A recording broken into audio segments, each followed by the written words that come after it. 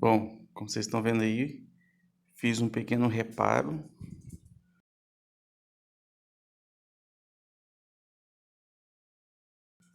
Uma trilha.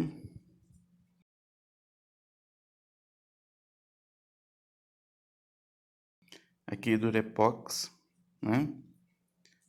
Como vocês estão vendo, pegou fogo mesmo, tá? E vamos ver se eu economizei R$40, que custa essa pecinha aqui.